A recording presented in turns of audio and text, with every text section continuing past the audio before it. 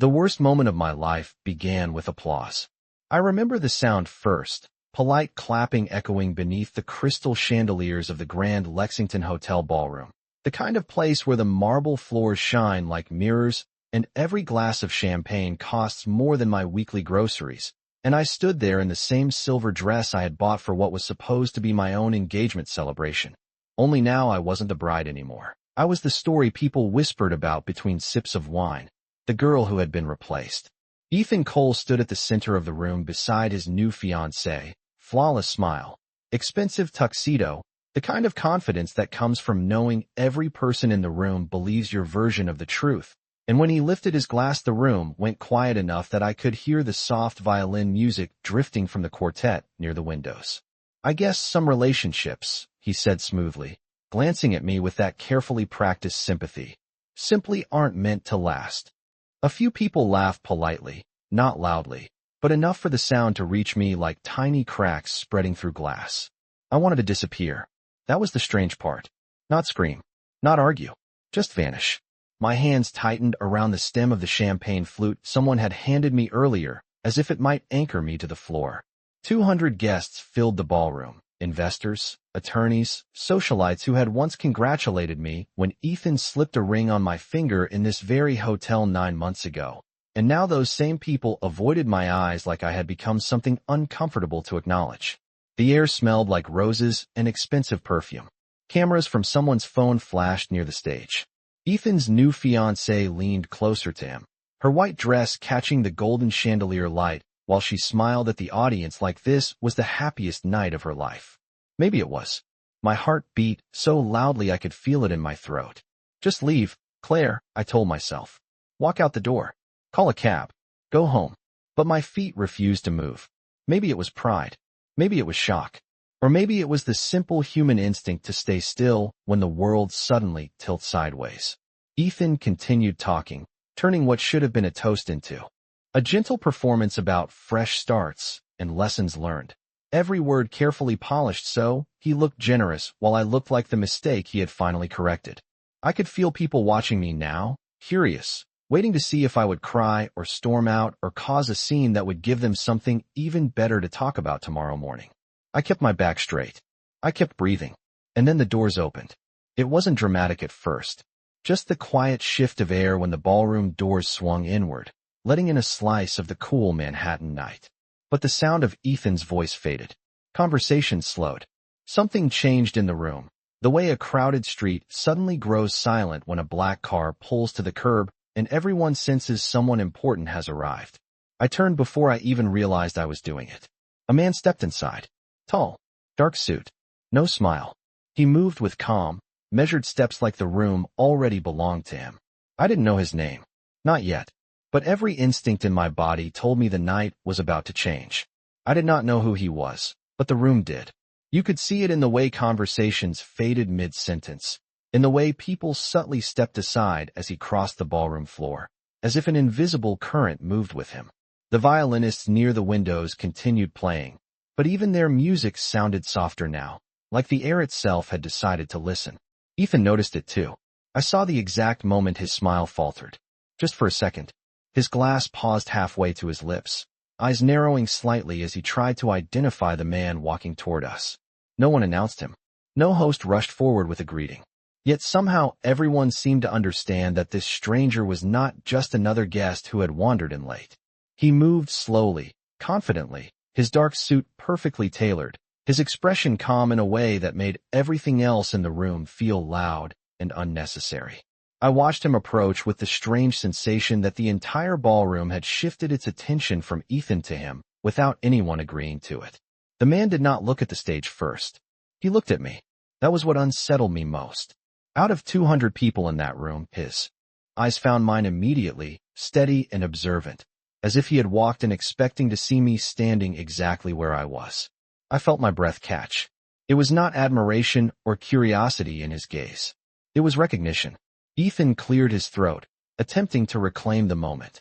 "Well," he said lightly, forcing his smile back into place as he glanced around the crowd. "It seems we have a late arrival."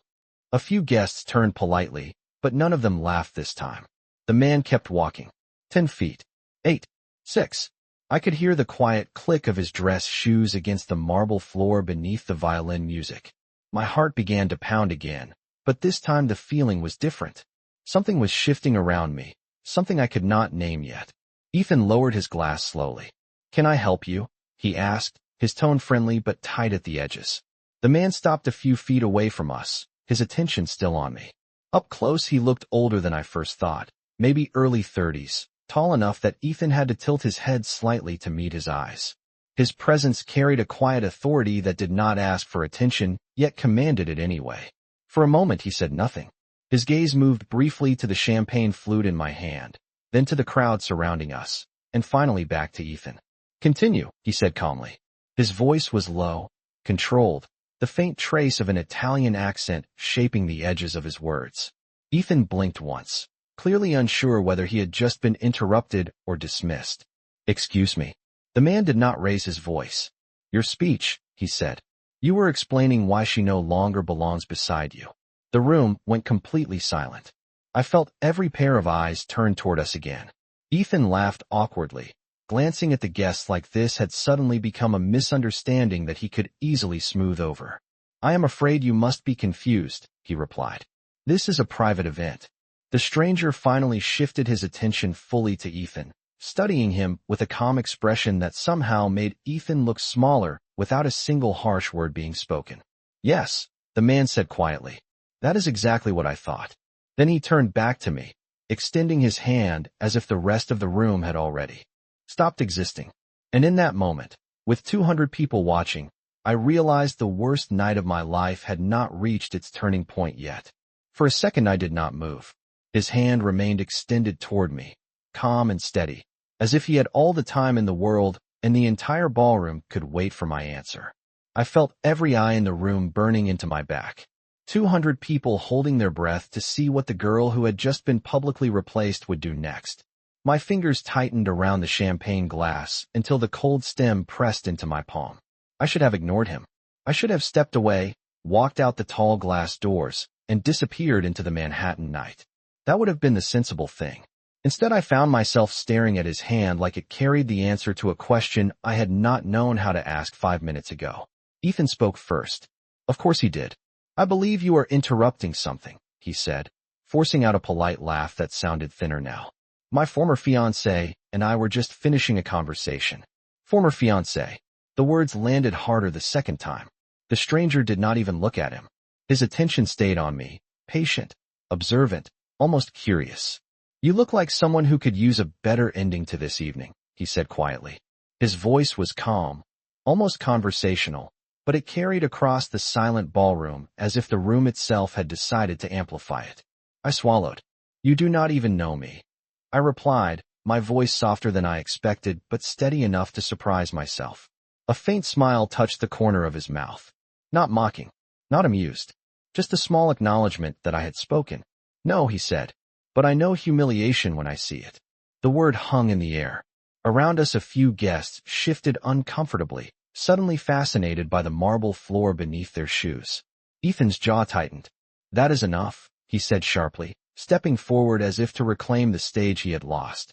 "Sir, I do not know who you think you are, but you are not part of this event." The stranger finally turned his head slightly toward him. The movement was slow, deliberate. "You are correct," he said. "I am not part of it." His gaze returned to me. But she should not be either. My heart stumbled against my ribs. No one had said that out loud tonight. No one had acknowledged the quiet cruelty of letting me stand there while Ethan turned our past into a polite story for his guests. The stranger's hand was still extended, waiting, offering nothing more complicated than a simple invitation to step away from the spectacle. I hesitated.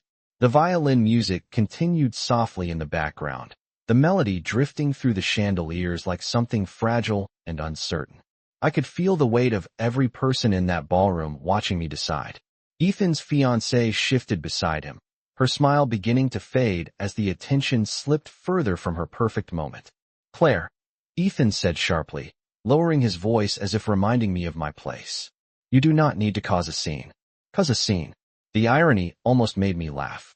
I looked back at the stranger. Up close his eyes were darker than I first thought, steady and unreadable, the eyes of someone completely unaffected by the whispers spreading through the crowd. For the first time that night, I realized something strange. He was not asking permission. He was offering an exit. A quiet one. A dignified one. Something inside my chest loosened slightly.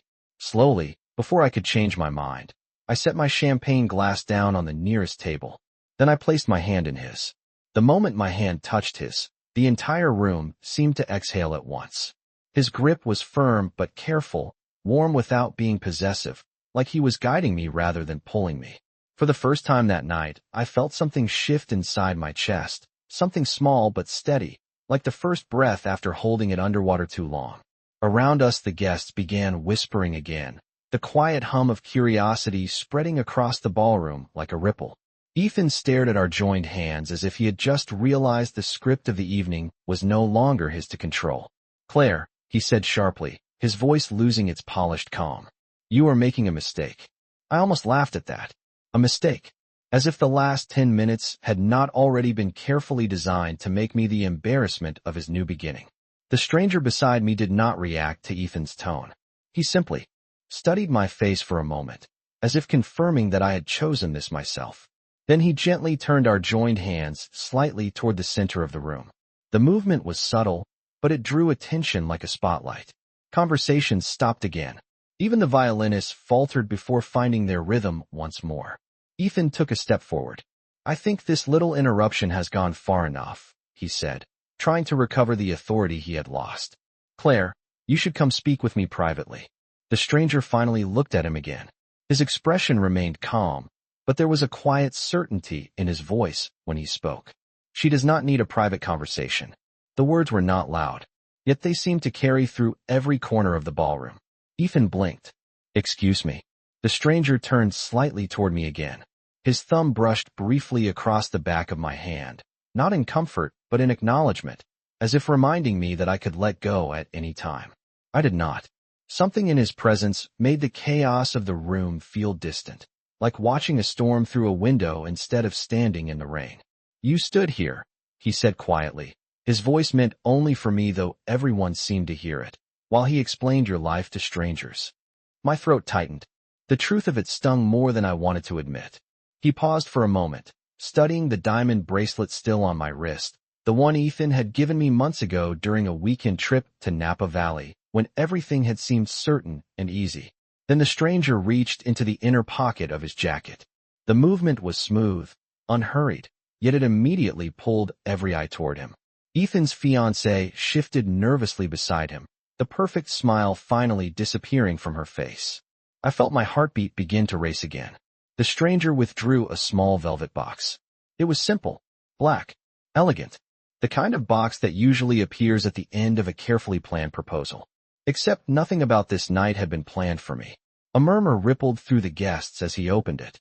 Inside, a ring caught the chandelier light and scattered it across the marble floor in quiet flashes. My breath stopped. "What exactly are you doing?" Ethan demanded, his voice rising slightly as confusion crept into his expression. The stranger ignored the question. Instead, he lifted the ring from the box and held it between his fingers for a moment, the diamond reflecting gold and silver from the ceiling above us. Then he looked directly at me again. "If you are going to stand in a room full of people who believe they understand your story," he said calmly, "then perhaps it is time the ending changed." And before I could even find the words to respond, he gently raised my hand. The room stopped breathing when the ring touched my hand. I felt it before I fully understood what he was doing, the cool weight of the diamond hovering just above my finger while 200 people watched in stunned silence. My heart pounded so loudly that the violin music disappeared behind it. "Wait," I whispered, the word barely leaving my lips, but he had already met my eyes. His gaze was calm, steady, not asking permission, but giving me something else instead. A choice. I could pull my hand away. I knew that. Every muscle in my arm was aware of it. Yet I did not move. Slowly, deliberately, he slid the ring onto my finger. The diamond caught the chandelier light and scattered it across the marble floor in quiet flashes, brighter than the champagne glasses, brighter than the cameras some guests were now raising in disbelief. A ripple of shocked murmurs spread across the ballroom. Someone gasped softly. Ethan stared at my hand like the world had just tilted beneath him. What exactly do you think you are doing? He demanded, his voice tight and unfamiliar now. The stranger finally looked at him. For the first time since he entered the room, there was the faintest hint of something colder in his expression. Not anger, not hostility, just certainty. Correcting a misunderstanding, he said calmly. The words fell into the silence like a stone into still water. Ethan laughed once, a short, disbelieving sound that did not reach his eyes. You cannot just walk in here and decide something like that, he said, gesturing toward the ring now resting on my finger as if it were an illusion. You do not even know her. The stranger's gaze shifted back to me briefly, studying the ring on my hand, as if confirming it belonged there. Then he answered without raising his voice. I know enough. My pulse raced. The diamond felt impossibly bright, impossibly real, and the entire ballroom seemed to lean closer to see how this moment would end. Ethan's fiancé stepped back half a pace beside him, the confident smile she had worn earlier replaced by visible confusion. Several guests exchanged uncertain glances. The script of the evening had shattered completely, and no one knew which role they were supposed to play now. Ethan straightened his shoulders, attempting to reclaim his composure. This is ridiculous, he said. Claire, take that ring off. The command landed between us like a challenge. My hand remained exactly where it was, suspended between the stranger and the stunned crowd. For the first time that night, I noticed something strange. My fingers were no longer shaking. The stranger's voice broke the silence again, quiet but unmistakably firm. You should choose your next words carefully. Ethan scoffed. And why is that? A faint smile touched the stranger's mouth, but it held no warmth. Only confidence. He stepped slightly closer to me, his presence calm and unwavering, then spoke the sentence that changed the entire room. Because the woman you just humiliated, he said slowly, his voice carrying across the ballroom without effort, is now wearing my ring. The words settled over the crowd like a final note of music. No one laughed. No one argued. For a long moment, no one spoke at all. I looked down at the diamond on my finger, still trying to understand how the worst night of my life had turned into something else entirely. Then I looked up at the man standing beside me, and realized I still did not even know his name. For several seconds no one spoke. The diamond on my finger caught the chandelier light again, scattering tiny sparks across the polished marble floor, and every single guest in that ballroom seemed to be staring at it like it might explain what had just happened. My heart was still racing, but the strange thing was that the panic from earlier had faded into something quieter, something steadier. I slowly lowered my hand, studying the ring as if it belonged to someone else. Ethan was the first to break the silence. This is absurd, he said sharply, his voice echoing slightly against the tall ceilings. Claire, take it off. The command landed hard in the still air, but it did not carry the authority it had 10 minutes earlier. I looked up at him, noticing the tension in his jaw, the uncertainty in his eyes, the way several guests had begun watching him with a different kind of curiosity. The stranger beside me did not move. His posture remained relaxed, his gaze calm, as if the chaos unfolding around us had already been expected. You heard me, Ethan continued, forcing a laugh that sounded hollow now. This little stunt has gone far enough. The stranger finally spoke again, his voice quiet but clear enough that every word carried across the ballroom. It is not a stunt. Ethan scoffed. And what exactly is it supposed to be? The stranger turned slightly toward him, his expression unchanged. A correction. The words settled into the room like a closing door. I glanced back down at the ring, my thoughts spinning faster than I could sort them. Nothing about this made sense. A man I had never met had just walked into the worst moment of my life and changed it with one calm decision. I should have taken the ring off immediately. Any reasonable person would have. Instead, my fingers remained still. Claire, Ethan said again, more quietly this time, trying to regain control of the situation without raising his voice. You do not even know this man. I almost answered him. The truth was simple. I did not know the stranger at all.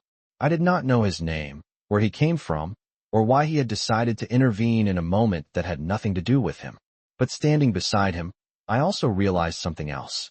He was the only person in that entire room who had not looked at me with pity. The stranger's attention returned to me, studying my face as if measuring my thoughts without needing to ask them out loud. You may remove it if you wish, he said calmly. The words surprised me. There was no pressure in them. No command, just quiet certainty.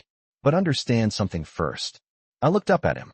His dark eyes held mine steadily, the faintest trace of a knowing expression touching his features. Then he spoke the sentence that made the whispers begin again around the room. "The moment that ring touched your hand," he said softly, "every person here stopped seeing you as the woman he left behind."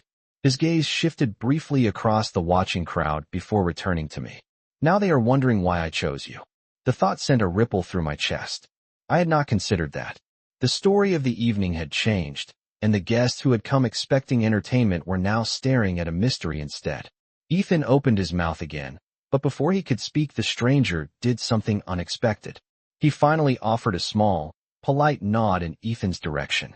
"Since introductions appear necessary," he said calmly. Then he looked back at me. "My name is Vincent Morelli." And judging by the sudden silence that fell across the ballroom, everyone else already knew exactly who that was. The name landed in the ballroom like a sudden drop in temperature. Vincent Morelli. I did not recognize it immediately, but the room did. I saw it in the way several guests straightened at once, in the way the quiet whispers that had been circling the room disappeared entirely, replaced by something heavier. Recognition, unease, respect. Ethan's expression changed first. The confidence he had been trying to rebuild vanished so quickly it was almost unsettling. His shoulders stiffened, and for the first time since I had known him, he looked unsure of what to say next.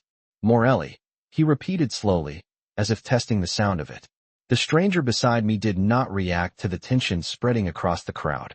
Vincent's posture remained calm, his hand resting loosely at his side, while the other still held mine with quiet steadiness. The simple contact felt grounding in a room that suddenly seemed filled with invisible currents. Ethan forced a smile again, though this one looked far less certain than the ones he had worn earlier. "I see," he said carefully. "Well, Mr. Morelli, I am afraid there has been some misunderstanding tonight." Vincent tilted his head slightly, studying him with an expression that revealed nothing. "I do not believe so." Ethan's fiancée shifted beside him again, her earlier excitement completely gone now. She leaned closer to Ethan and whispered something under her breath, but he barely seemed to hear her. His attention remained fixed on Vincent. "Claire and I ended our relationship some time ago," Ethan continued, his tone attempting to regain control. "Whatever you think you witnessed tonight is not what it looks like." Vincent listened without interrupting, his gaze steady, patient. When Ethan finished speaking, Vincent's eyes moved briefly toward the guests surrounding us, then back again. 200 witnesses, he said quietly. It looked exactly like humiliation. The word fell into the room with unmistakable clarity. A few guests lowered their eyes. Others pretended to examine their drinks. No one disagreed. Ethan inhaled sharply, irritation creeping into his voice. "This is a private matter." Vincent's response was immediate and calm. "It stopped being private when you chose an audience." The truth of that sentence seemed to settle over the ballroom like a weight. I could feel my pulse beating in my ears again, but it was no longer the same panicked rhythm from earlier. Something about Vincent's presence changed the balance of the room in a way I still did not fully understand.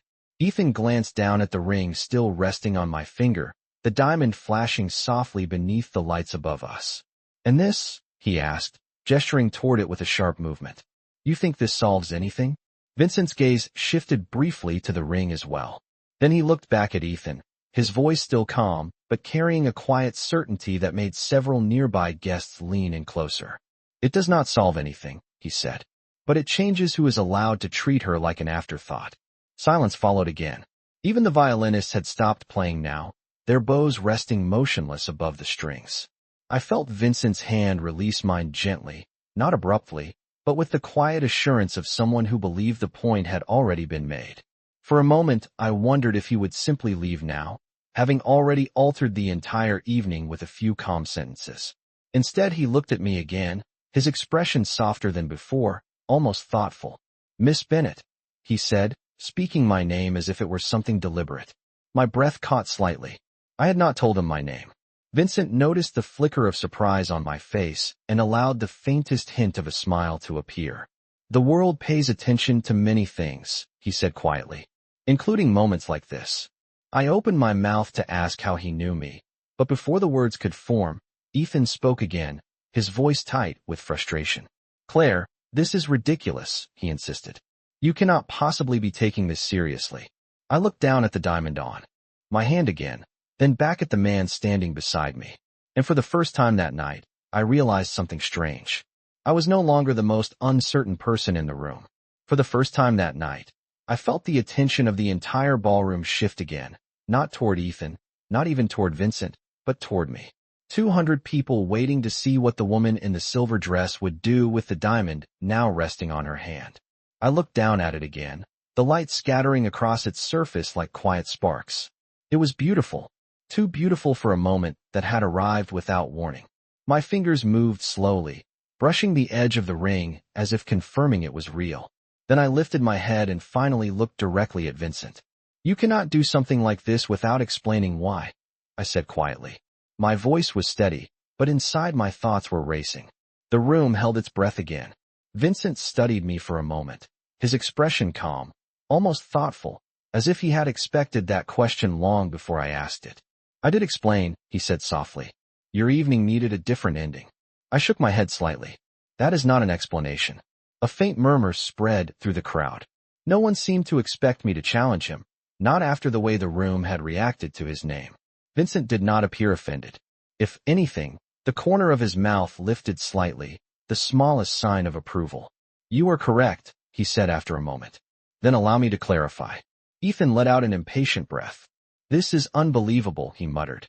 "Claire, you cannot seriously be entertaining this." I turned toward him slowly. The strange thing was that the anger I expected to feel was not there anymore.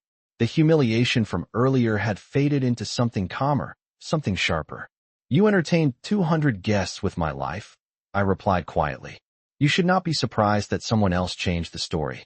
A few people in the room shifted uncomfortably. Ethan opened his mouth again, but Vincent spoke first, his voice calm enough to quiet the tension before it grew. "Miss Bennett is correct," he said simply. Then he looked at me again. "You asked why." His gaze moved briefly toward the guests surrounding us, as if measuring how many of them were still listening. The answer was all of them. Because a room full of people just watched a man turn a shared history into a spectacle, Vincent continued quietly. And because no one here intended to stop it. His eyes returned to mine. I did. The simplicity of the statement caught me off guard. No long explanation. No dramatic reasoning. Just a decision he had made in the middle of a crowded ballroom. I searched his face, trying to understand what kind of man could walk into a moment like this and reshape it with such calm certainty. "You do not even know me," I said again, softer this time. Vincent held my gaze steadily. "You are mistaken," he replied. The words settled between us with quiet weight. My pulse quickened slightly. "What does that mean?" I asked. For a moment he did not answer. His attention shifted toward Ethan, who was watching the exchange with growing frustration, then back to me again. "It means," Vincent said slowly, "that the story you think began tonight actually started much earlier." A ripple of confusion moved through my thoughts. Earlier. I had never met him before tonight. I was certain of that. Yet the way he said the words made something uneasy stir in my chest. "That is impossible," I said quietly. Vincent's expression remained unreadable, but the faintest hint of amusement touched his eyes. "Is it?" he asked. The diamond on my finger flashed again under the chandeliers as I lowered my hand slightly.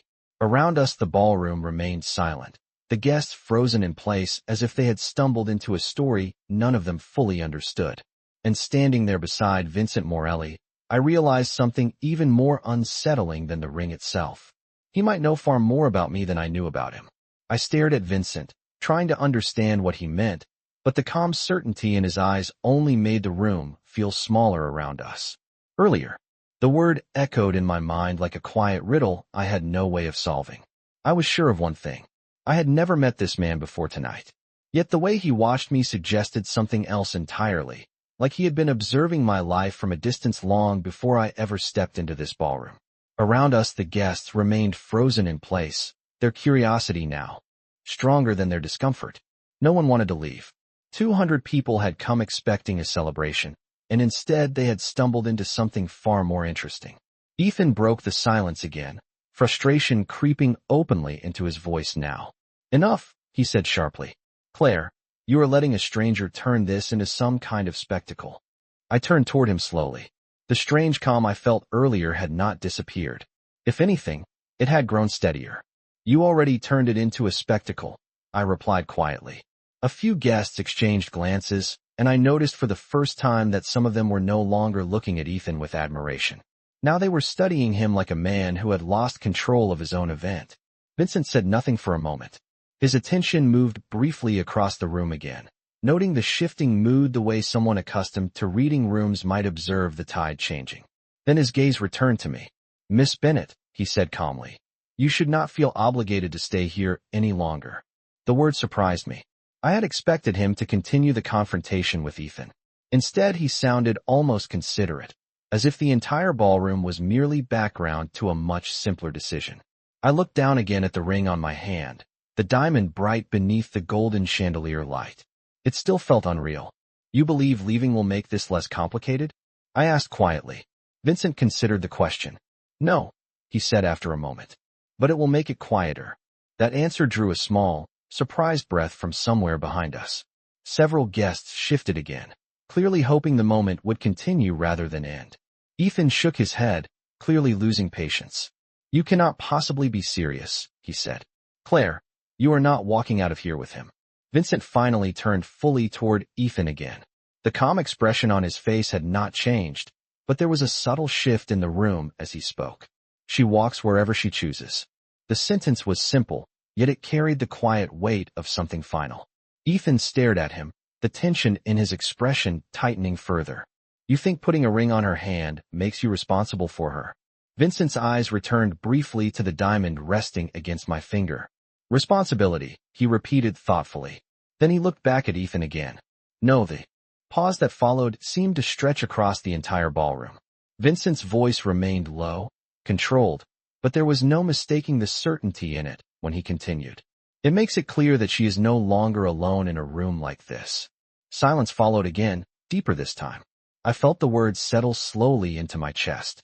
For most of the night, I had felt like a person standing alone beneath 200 curious eyes. Yet now the atmosphere had shifted so completely that even Ethan seemed unsure how to respond. I glanced once more at the man beside me. "You said this story started earlier," I reminded him quietly. Vincent's gaze softened slightly as he met my eyes again. "Yes," he said. My pulse quickened. "Then perhaps," I said slowly, "you should finally tell me how." Vincent studied my face for a moment longer, as if deciding how much of the truth this room deserved to hear. Then the faintest hint of a smile touched his expression. "Not here," he said calmly. And somehow, the way he said those two words made the entire ballroom feel like it had suddenly become the wrong place for the rest of the story. The words "not here" lingered in the air long after Vincent said them. For a moment the ballroom felt suspended in time, like the entire evening had paused to see what I would do next. The chandeliers above us glowed softly, scattering warm light across the marble floor, and I became suddenly aware of how many people were still watching us. 200 guests pretending not to stare while listening to every word. I looked down at the diamond again. The ring still felt unfamiliar on my hand, yet strangely steady, as if it had already decided where it belonged. When I lifted my head, Vincent was still watching me with that same calm patience, as if the decision was mine and he had no intention of rushing it. Ethan broke the silence again, frustration now openly visible in the tightness of his voice. "You cannot seriously be considering this," he said. "Claire, this is exactly the kind of dramatic attention you always claim to hate." The comment would have stung earlier in the night. Now it felt strangely distant, like hearing someone describe a person I used to be. I met his gaze briefly and realized something I had not expected. The humiliation that had weighed on my chest when I first walked into the ballroom had disappeared.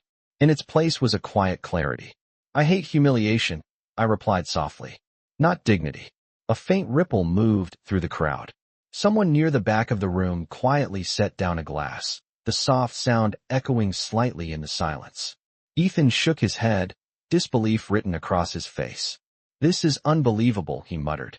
Vincent did not react to Ethan at all. His attention remained on me, the steady focus of someone who understood that the entire room was now waiting for my choice. "Miss Bennet," he said quietly, "you are free to remove the ring if you wish. Nothing about tonight obligates you to anything further." The word surprised me again. There was no pressure in them. No attempt to claim authority over the decision he had created. Just quiet certainty. I looked at the ring once more, turning my hand slightly so the light moved across the diamond. If I removed it now, the story of the night would end exactly where Ethan had intended it to end. I would be the woman who had been replaced, briefly defended by a stranger before quietly disappearing from the room. If I kept it on, the story changed entirely. Not just for the guests watching us, but for me. I took a slow breath. Then I did something I had not done all evening. I stepped forward. The movement was small, but the shift in attention across the ballroom was immediate. Instead of standing beside Vincent, I stood with him. Not behind him. Not hiding in the shadow of his decision. I lifted my eyes to meet his again. You said this story started earlier, I reminded him softly. Vincent's expression did not change, but there was a flicker of something approving in his gaze. Yes, he said again. I nodded once, feeling the calm certainty settle fully into place inside my chest. Then I suppose, I said quietly, the rest of the story should not happen in a room full of strangers. For the first time since he walked through the doors, Vincent's faint smile returned. Not large, not dramatic, just enough to show he had been waiting for that answer. He offered his hand again, this time not to interrupt the evening but to leave it behind. And after one last glance at the silent crowd, I placed my hand in his and walked with Vincent Morelli toward the doors. The moment we stepped away from the center of the ballroom, the sound returned. Not loudly, just the quiet rustle of 200 people finally breathing again after holding their curiosity for too long. I could feel their eyes following us as Vincent guided me toward the tall glass doors at the edge of the room. His hand remained steady in mine, not pulling, not rushing, simply leading with quiet confidence. The violinists had not resumed playing. Even the waiters holding silver trays had frozen in place, as if unsure whether the evening had officially ended or if the real story had just begun. The cool air from the hallway brushed my face the moment the doors opened, carrying with it the faint scent of polished wood and fresh lilies from the hotel lobby below. I had not realized how warm the ballroom had felt until we stepped out of it. Behind us, the quiet hum of voices began to grow again as the doors closed, sealing 200 questions inside that glittering room. For the first time that night, the silence around us felt real. Vincent did not release my hand immediately. We walked down the long corridor together, the soft carpet absorbing the sound of our steps. The hallway lights reflected faintly off the marble columns along the walls, and I became suddenly aware of how different the atmosphere felt without an audience. I glanced down again at the diamond ring resting on my finger. Under the softer hallway lighting, it looked less like a spectacle and more like a decision. You caused quite a disturbance back there, I said quietly. Vincent's expression did not change. It seemed necessary. His tone was calm, as if interrupting an entire ballroom was no more dramatic than stepping outside for fresh air. I studied his profile for a moment as we walked. Up close, the composure he carried felt almost unnatural. No hesitation, no uncertainty, just quiet control. You still have not explained how you know me, I reminded him. Vincent slowed slightly, turning his head just enough to meet my eyes. And you still have not asked the most important question. I frowned faintly. Which one? The faintest hint of amusement crossed his expression. Why I chose tonight. The question caught me off guard. I had been so focused on the ring, the interruption, the stunned faces in the ballroom that I had not considered the timing. All right, I said slowly. Why tonight? Vincent looked ahead again as we reached the wide staircase leading down toward the lobby level. The golden lights from the hotel's grand entrance reflected across the polished railing below. For a moment he did not answer. Then he spoke quietly. Because tonight was the first moment you stood alone in a room where everyone else already had a side. I felt the words settle into my chest. And you decided to choose one for me? I asked. Vincent stopped walking halfway down the staircase and turned toward me fully. The movement was deliberate, steady, leaving no room for misunderstanding. No, he said calmly. I decided not to leave you without one. I studied his face, searching for something impulsive, something reckless in the decision he had made upstairs. I did not find it. The calm in his expression was too deliberate, too practiced. That was when a different question finally surfaced in my mind. You said this story started earlier, I said again. Vincent nodded slightly. My pulse quickened. Then tell me something honestly. I continued quietly. When you walked into that ballroom tonight, were you really planning to change my life? Vincent's eyes held mine for a long moment. Then the faint smile returned again, the same quiet confidence that had unsettled the entire room upstairs. No, he said softly. I walked in because your life had already crossed mine.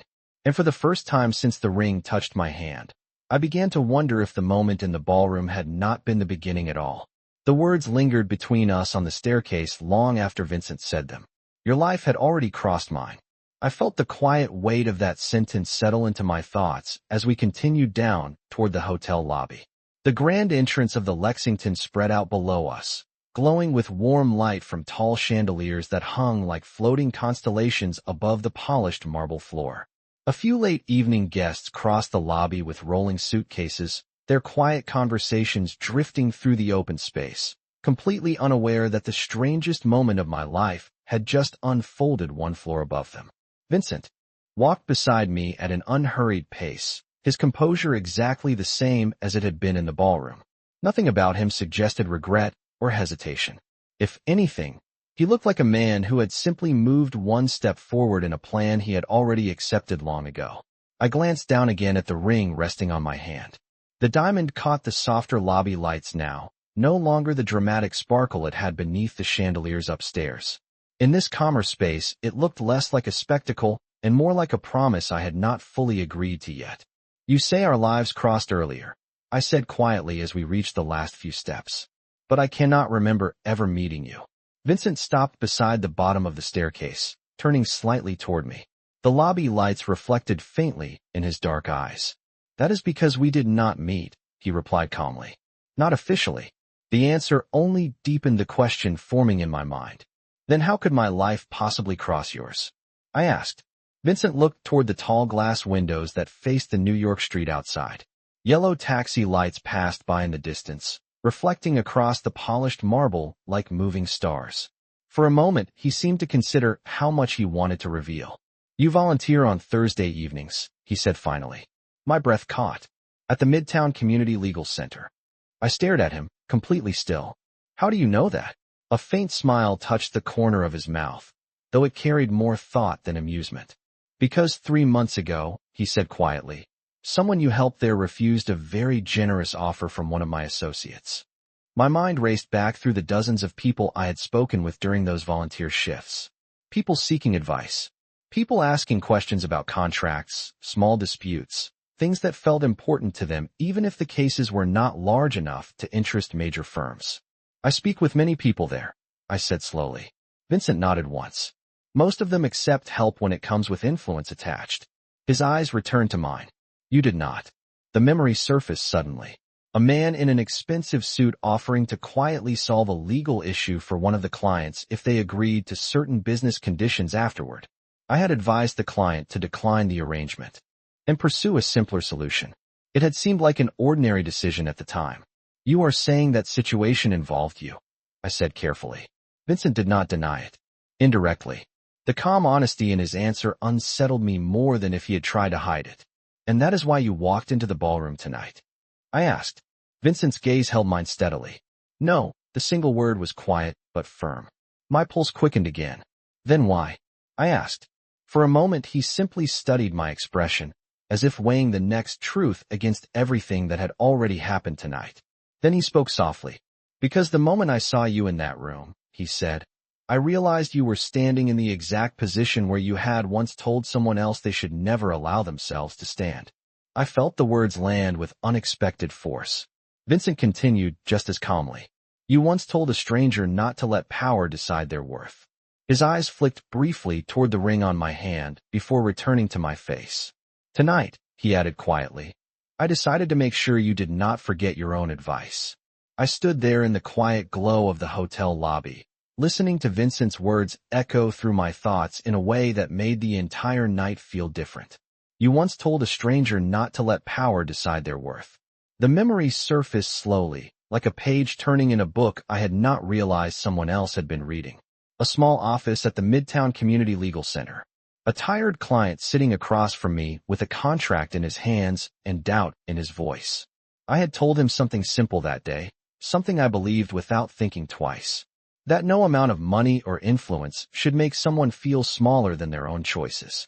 And now, standing here beneath the warm lights of the Lexington Hotel, I realized Vincent had been listening to that moment from a distance I never noticed.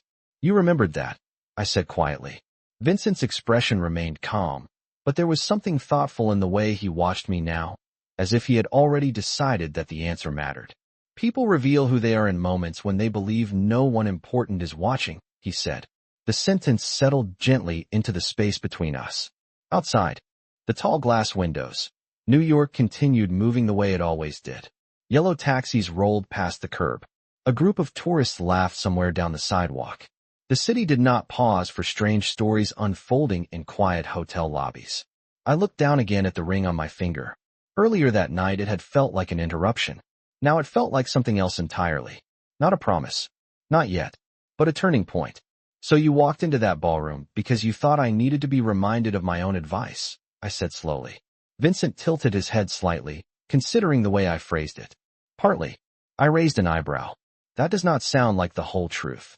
A faint smile appeared again, the same quiet confidence that had unsettled an entire ballroom upstairs. No, he admitted. The honesty in that answer made me wait rather than press him further. Vincent stepped a little closer, not invading the space between us, but making it clear the conversation was no longer meant for the crowd that had been watching earlier. The truth, he said calmly, is that I recognized something tonight. I folded my arms lightly, curious despite myself. What did you recognize? Vincent's gaze dropped briefly to the ring before returning to my eyes. A woman who refuses influence when it benefits her, he said, and a woman who almost allowed humiliation when it did not. The words were not harsh. They were simply accurate. I felt the truth of them settle quietly in my chest. And you decided to interfere, I said. Vincent nodded once. Yes. I studied his face carefully then, searching for any sign that this had been a game or a calculated display meant to impress the room upstairs. I did not find it. His calm certainty had nothing to do with the audience we had left behind. It had everything to do with me. The realization was unsettling and strangely grounding at the same time. I glanced once more toward the staircase that led back to the ballroom, where 200 guests were probably still trying to understand what had happened. Then I looked back at Vincent. You changed the ending of my night, I said quietly. Vincent's faint smile returned, softer this time. No, he replied. You did. The words hung in the quiet lobby as I looked down at the diamond once more. For the first time since it touched my hand, I did not think about taking it off. Instead, I realized something else entirely. The worst night of my life had ended the moment a stranger refused to let it stay that way. And somehow, the man who walked into my humiliation without hesitation had just stepped into the beginning of a story neither of us had planned.